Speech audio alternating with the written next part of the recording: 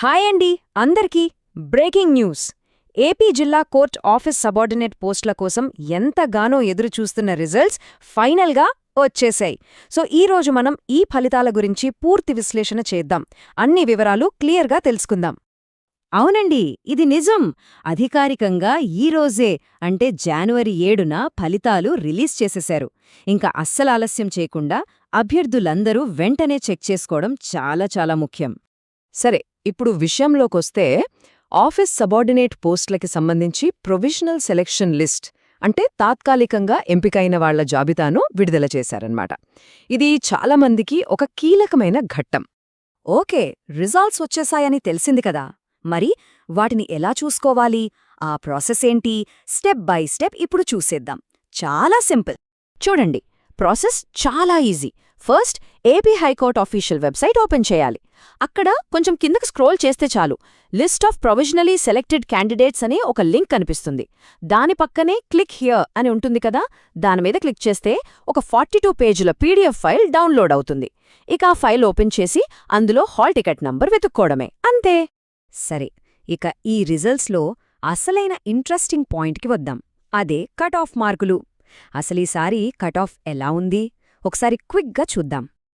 పోయినసారితో పోల్చుకుంటే ఈసారి cut off మార్కులు బాగా పెరిగాయనే చెప్పాలి. దీన్ని బట్టి మనకు ఏమర్థమవుతోందంటే కాంపిటీషన్ చాలా హెవీగా ఉంది, క్వాలిఫై అవ్వడానికి చాలా ఎక్కువ స్కోర్లు అవసరమయ్యాయి. ఉదాహరణకి చిత్తూరు జిల్లాలో ఓపెన్ కేటగిరీ కట్ ఆఫ్ ఏకంగా 75 మార్కుల పైన ఉంది. అంటే ఆలోచించండి, పోటీ ఏ రేంజ్లో ఉందో. అయితే ఇక్కడే ఒక ట్విస్ట్ ఉంది. ఒకవైపు ఇంత హై స్కోరుంటే మరోవైపు కేవలం 34.56 మార్కులకే ఒక అభ్యర్థి సెలెక్ట్ అయ్యారు. ఆశ్చర్యంగా ఉంది కదా. చూడండి, ఆ రెండింటి మధ్య ఎంత తేడా ఉందో. సో దీన్ని బట్టి క్లియర్గా తెలిసేదేంటంటే కొన్ని జిల్లాల్లో పోటీ చాలా గట్టిగా ఉంది, కానీ అదే సమయంలో కొన్ని జిల్లాల్లో రిజర్వేషన్ కేటగిరీని బట్టి చాలా తక్కువ మార్కులకే జాబ్ వచ్చేసింది. బహుశా ఆయా జిల్లాల్లో ఉన్న వేకెన్సీస్, అప్లై చేసుకున్న వాళ్ల సంఖ్యని బట్టి తేడా వచ్చుండొచ్చు. అయితే ఆగండి, ఈ రిజల్ట్స్లో కేవలం కట్ ఆఫ్ మార్కులే కాదు, ఇంకో చాలా ముఖ్యమైన విషయం బయటపడింది. మంచి మార్కులొచ్చినా సరే కొందరు అప్లికేషన్స్ రిజెక్ట్ అయ్యాయి. అసలు ఎందుకు? ఇది చాలామందికి షాక్ ఇచ్చింది. అవును, మీరు విన్నది కరెక్టే. ఎగ్జామ్లో మంచి స్కోర్ సాధించినా కూడా కొంతమంది అభ్యర్థులని సెలక్షన్ లిస్టు నుంచి తీసేశారు. ఇది నిజంగా ఎవరూ ఊహించని విషయం.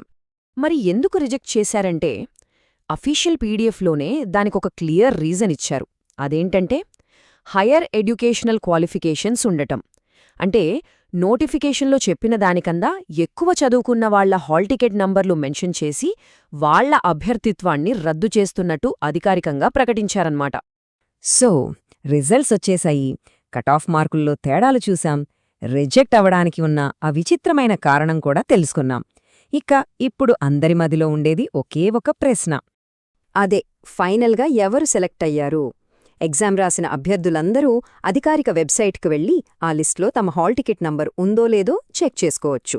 ఇక ఈ పరీక్షలో విజయం సాధించి సెలెక్ట్ అయిన వాళ్లందరికీ మనస్ఫూర్తిగా కంగ్రాచ్యులేషన్స్.